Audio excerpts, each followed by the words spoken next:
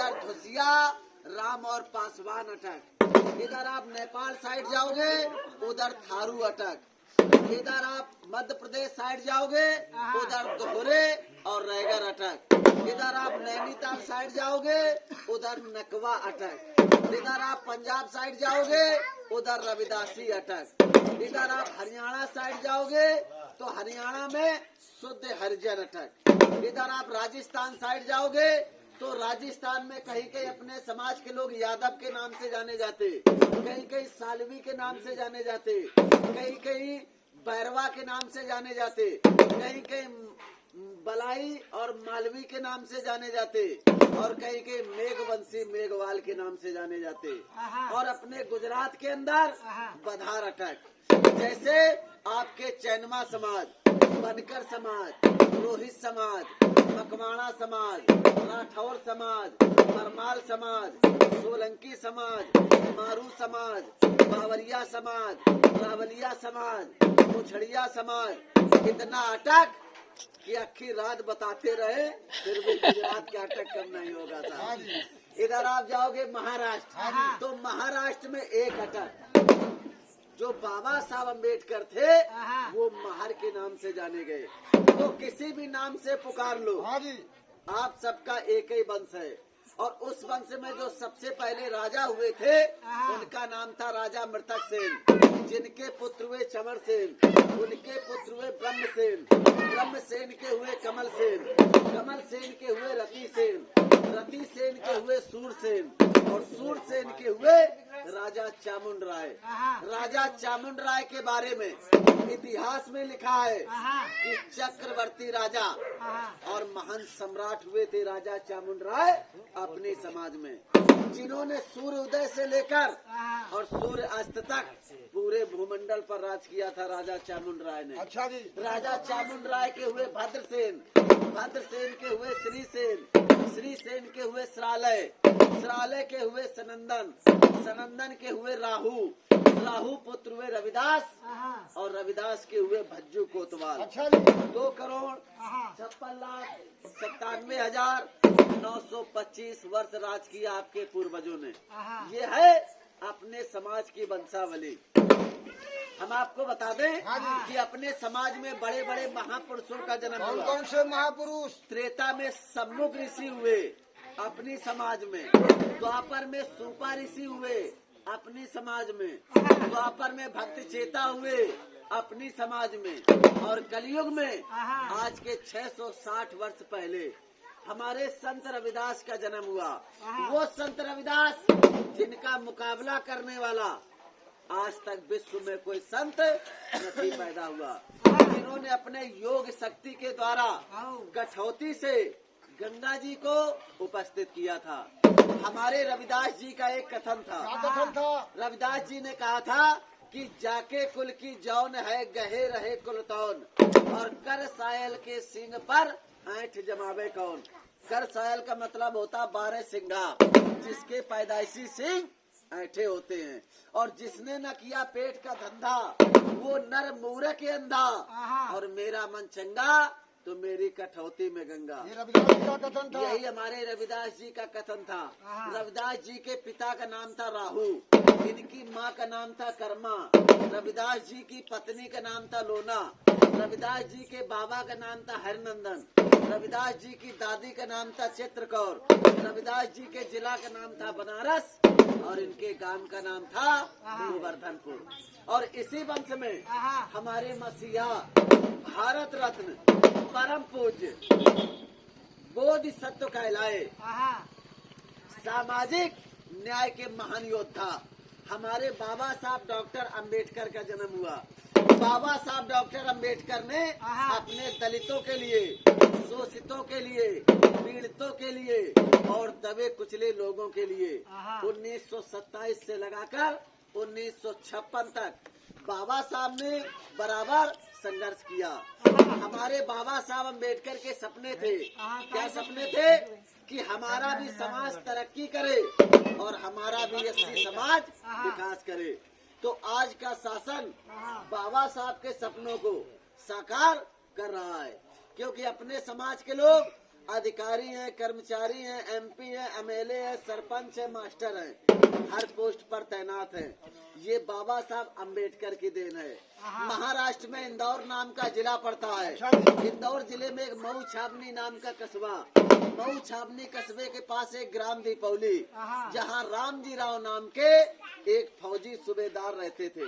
तो सबसे पहले हम आपको ये बता दें कि जो बाबा साहब के पिता रामजी राव थे, वो अंग्रेजी शासन में फौजी सूबेदार थे। तो बाबा साहब के पिता का नाम था रामजी राव, रामजी राव के पिता का नाम था मालोजी राव, और मालोजी राव के पिता का नाम था सकपाल। बाबा साहब की माता का नाम था रीमाबाई। भाई साहब थोड़ा भैया हेलो, थोड़ा बैठी जाओ थोड़ा बात सब लो भाई। हमारी भी बात कौन सुनेगा आपस में? आता એટલે અહીંયા હોઉં ને પાકિસ્તાન જેવી હાલત હોત. खबर नहीं, क्योंकि ऐसा है कि जिसने पकी पकाई रोटी पाई है वो कच्ची रोटी का मतलब नहीं समझता है। जिसने कच्ची रोटी कैसे पैदा की, गेहूं किसने फसल काटी, वो रोटी की औकात जानता है। और जो बनी बनाई जिसको मिलती है उसको नहीं समझ में आता है। तो हम आपको बता दें, बाबा साहब की माता का नाम था भीमाबाई, बाबा साहब के चाचा का नाम था संत तुकाराम, और इनकी बुआ का नाम था मीरा। मीरा बुआ ने बाबा साहब अम्बेडकर का पालन पोषण किया था, क्योंकि बचपन में इनकी माँ का देहांत हो गया था। बाबा साहब अम्बेडकर 3 भाई और 4 बहन थे। बहुत देर में आए। सबसे बड़े भाई का नाम था बाला राव, उनसे छोटे थे आनंद राव, और सबसे छोटे थे भीमराव। भीमराव अम्बेडकर की 4 बहन थी। एक का नाम था गंगा, एक का नाम था रमा, एक का नाम था मंजुला, और एक का नाम था तुलसा। तो 14 अप्रैल सन 1891 हिंदी में बैसाख का महीना और दिन बुधवार को बाबा साहब का जन्म हुआ था। तो कहते किसने जानी बुद्ध की माया, और किसने भेद भीम का पाया। तो गौतम बुद्ध का भेद भीम ने पाया, तब भारत का संविधान बनाया। एक बार बोलिए बाबा भीम की જય. अच्छा एक बात बताओ, हिंदी में। जो बातें हमने आपको बताई हिंदी में, कुछ आप लोगों के समझ में आई? आई समझ में भाई आप लोगों के? आई? 50%. हैं? 50%। अगर समझ में आई हो तो और सुनाए, और ना आई हो तो अपना रम्मत दिखाए। हाँ 2-4 आइटम नंबर। क्योंकि ऐसा है कि हम बोलते रहे और आपको समझ में भी न आया तो फायदा क्या है। क्योंकि हमारे यहाँ बदार हिंदी चले साहब, क्योंकि हमें गुजराती ओछा है, हिंदी बदलू है। तो ये बात है। तो आप लोग जैसा बताओ, समय हो तो और सुनाए, और समय ना हो तो अपना रम्मत दिखाए। સુનાવો થોડા. तो हम आपको बता दें कि बाबा साहब अम्बेडकर का जन्म हुआ था।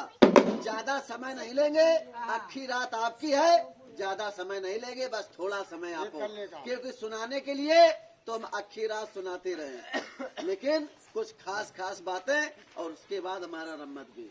तो हम आपको बता दें कि बाबा साहब अम्बेडकर का जन्म हुआ था सन 1891 में, और 5 वर्ष की अवस्था में सन 1896 में भीमराव की माता भीमाबाई का देहांत हो गया।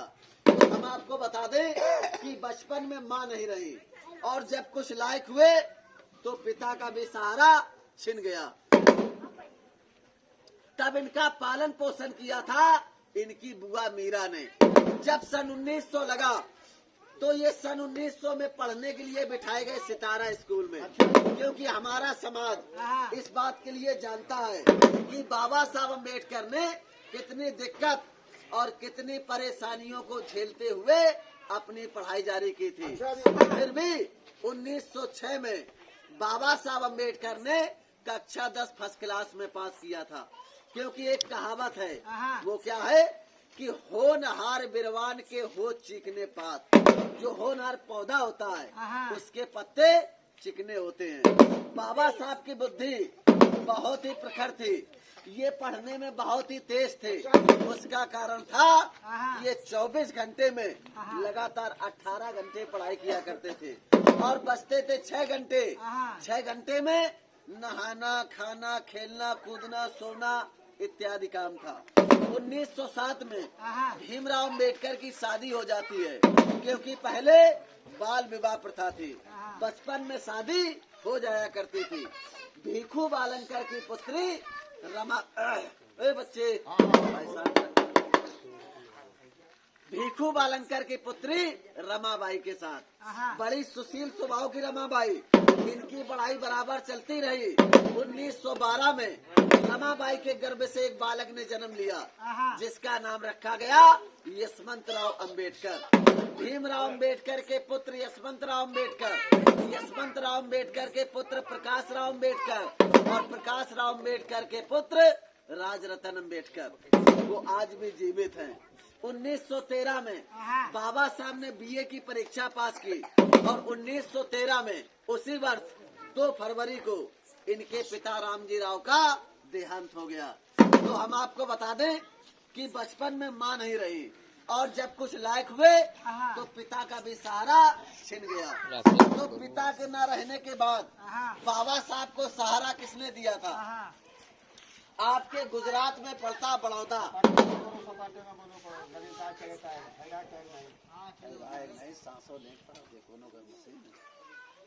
आपके गुजरात में पड़ता बड़ौदा, बड़ौदा के एक राजा थे, एक जमींदार थे, जिनका नाम था सियानंद गायकवाड़ छत्रपति साहूजी महाराज। साहूजी महाराज कुर्मी जाति के थे। साहूजी महाराज ने समता मूलक समाज की स्थापना की थी। वो गरीबों के बच्चों को पढ़ाते थे और पढ़ाई का खर्चा भी देते थे।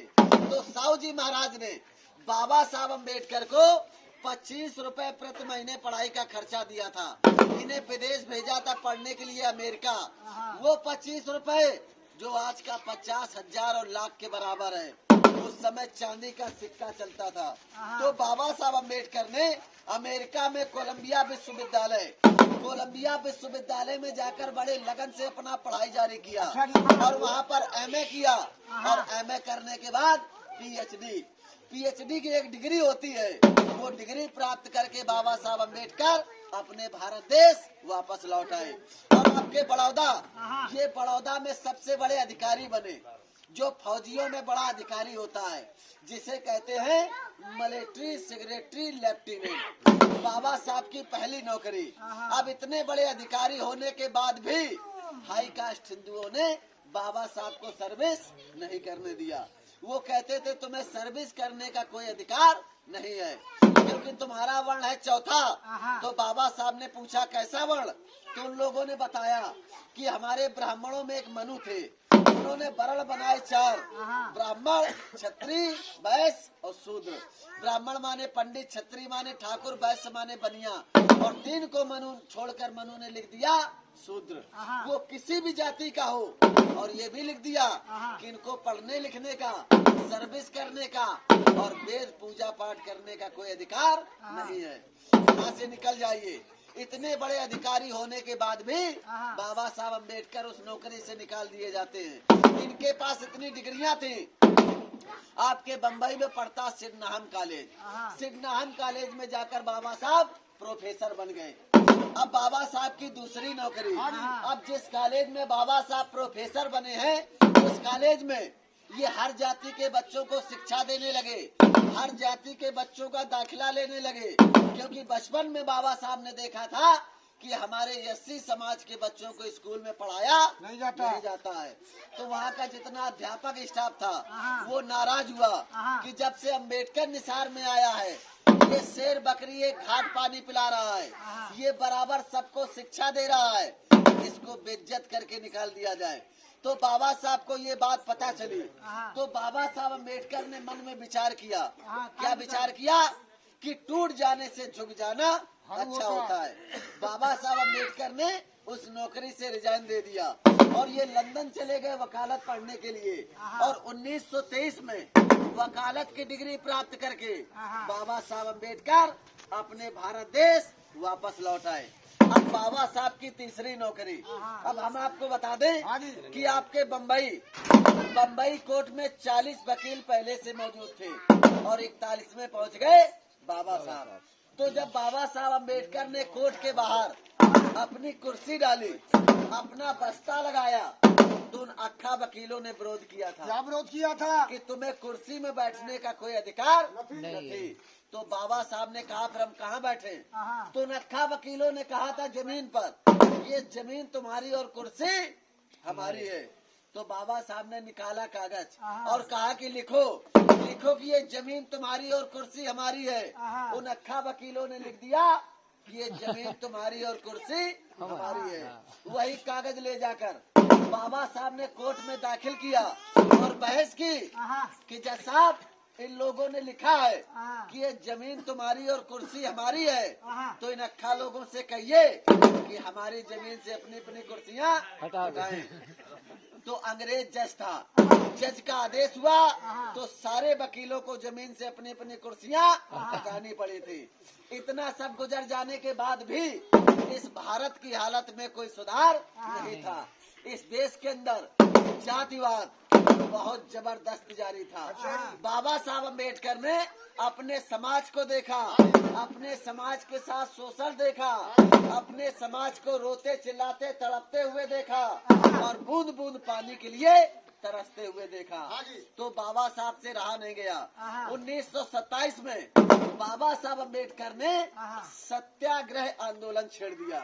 महाराष्ट्र में एक तालाब है जिसका नाम था चौडर तालाब में हमारे एससी समाज के बच्चे को पानी पीने का कोई नसीब नहीं था। तो बाबा साहब अम्बेडकर ने मीटिंग किया, 14,000 लोगों को इकट्ठा किया। एक हाथ में लिया डंडा और दूसरे हाथ में ली बाल्टी, उस चौडर तालाब पर चढ़ाई कर दिया। और बाबा साहब ने कहा था, क्या कहा था कि मरो और मारो, क्योंकि अधिकार मांगे नहीं जाते, अधिकार जबरन छीने जाते हैं। आजादी कोई चलकर भेंट नहीं करता, उसके लिए संघर्ष करना पड़ता है। तो एक तरफ से महारों की चढ़ाई थी, अभी हमने आपको बताया कि महाराष्ट्र में महार बोलते हैं।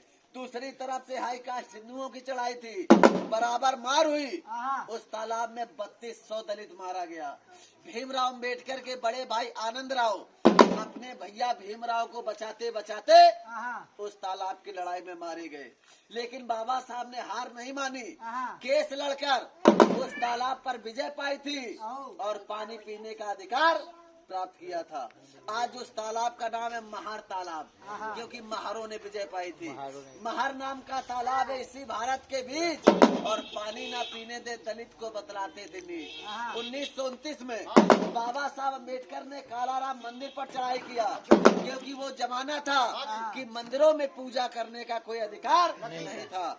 वहाँ भी पंडा पुजारियों से पत्थर चला था, लेकिन केस लड़कर बाबा साहब ने उस मंदिर पर विजय पाई थी और पूजा करने का अधिकार प्राप्त किया था।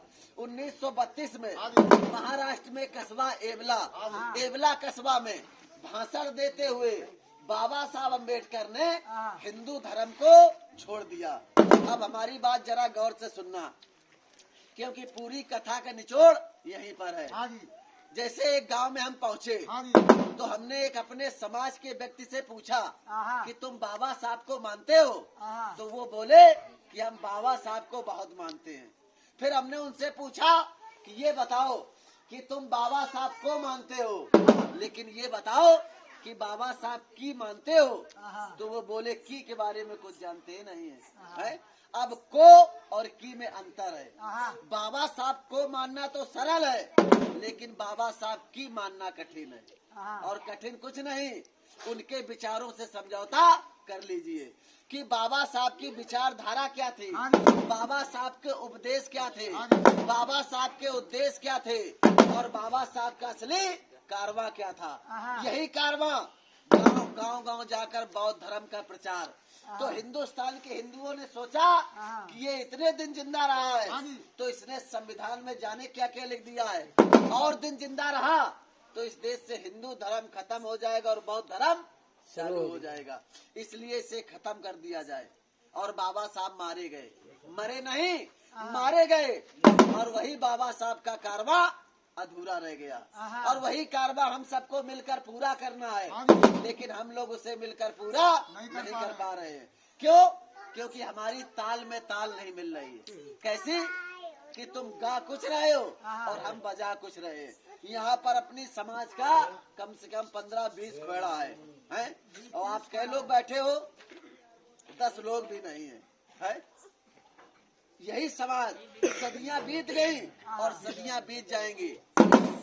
समाज का सुधार बड़ा सदियों बाद हो पाएगा साहब। तो बाबा साहब ने कहा था, क्या कहा था? कि जो धर्म इंसान को इंसान नहीं मानता है, जो धर्म गरीब को गरीब और लाचार को लाचार बना रहने पर मजबूर करता है, वो धर्म नहीं है, वो अभिशाप है। ऐसे धर्म को त्याग देना चाहिए और ऐसे धर्म को मानना चाहिए जिस धर्म में ऊंच नीच का कोई भेदभाव न हो। तो बाबा साहब अम्बेडकर ने सारे धर्मों को छोड़कर बौद्ध धर्म अपनाया था, क्योंकि बौद्ध धर्म में साफ लिखा है, क्या लिखा है? कि मानव जाति एक जाति और कोई जाति नहीं। जाति होती पेड़ पौधों में, जाति होती पशुओं में, जाति होती पक्षियों में, वो अलग अलग दिखाई देते हैं। संडास भी पहचान में आ जाए हैं? आदमी के तो संडासों पहचान में आती नहीं कौन बिरादरी की है? मनुष्य में जाति है सिर्फ 2.5। वो कौन कौन सी? नर, नारी और पराधीन हिजड़ा। एक है स्त्री जाति, दूसरा पुरुष जाति और आधे में हिजड़ा किन्नर। न वो स्त्री में न पुरुष में, 2.5 जातियां हैं। 1935 में बाबा साहब की पहली पत्नी रमाबाई का देहांत हो गया। बाबा साहब अम्बेडकर ने पहले औरत जाति की कोई वैल्यू नहीं थी। आज हमारे यहाँ बहन मायावती 5 बार मुख्यमंत्री रही। बाबा साहब अम्बेडकर की देन है। लेकिन आज यहाँ की कोई भी बताओ भाई बहनों नहीं है सुनने के लिए, समाज की बात सुनने के लिए उनके पास टाइम नहीं है। यही अगर कोई जादू मंत्र का वो होता हो तो बाजार इकट्ठा हो जाएंगी। है ये अपने समाज का हाल है। 1935 में बाबा साहब की पहली पत्नी रमाबाई का देहांत हो गया। फिर 13 साल बाबा साहब ने यूं ही गुजारे। 1948 में बाबा साहब ने दूसरी शादी की, पंडित शारदा कबीर उर्फ विजय लक्ष्मी, जो इंदिरा गांधी की बुआ थी और पंडित जवाहरलाल नेहरू की बहन थी। शादी के बाद बाबा साहब ने उनका नाम रखा था सविता अम्बेडकर, जिनका देहांत हो चुका है 29 मई सन 2003 में। 14 अक्टूबर 1956 को बाबा साहब ने बौद्ध दीक्षा ले ली और 6 दिसंबर सन 1956 को बाबा साहब का देहांत हो गया।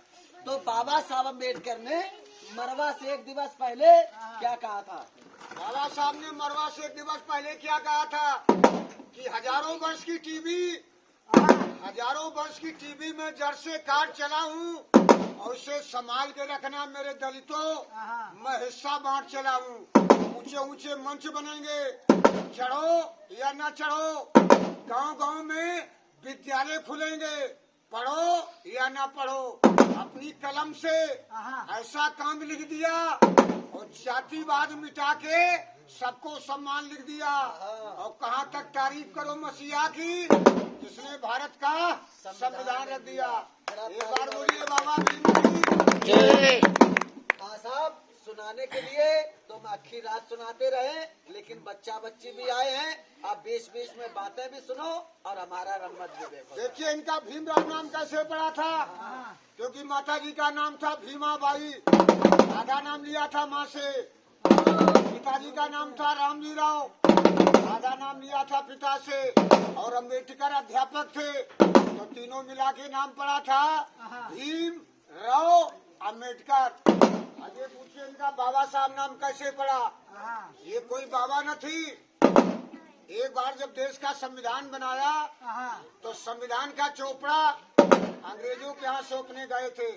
4 मनक गए थे, लाल बहादुर शास्त्री जी, पंडित जी नेहरू लाल जवाहर और महात्मा गांधी और हमारे अम्बेडकर साहब। लेकिन वहाँ अंग्रेज साहिबन ने बारी बारी से पूछा था कि देश का संविधान किसने बनाया? तो किसी ने कह दिया देश का संविधान हमने बनाया, किसी ने कह दिया कि देश का संविधान हमने बनाया। लेकिन अंग्रेज साहिबन ने बारी बारी से पूछा था क्या पेज पर क्या लिखा किसी ने नहीं बताया था, हमारे बाबा साहब ने बताया था। तो अंग्रेज साहब ने कहा कि आपको भारत देश में किस नाम से जानते हैं? तो उन्होंने बताया हमको भारत देश में लाल बहादुर शास्त्री जी के नाम से। बीजी बार पूछा विजय से कि आपको किस नाम से?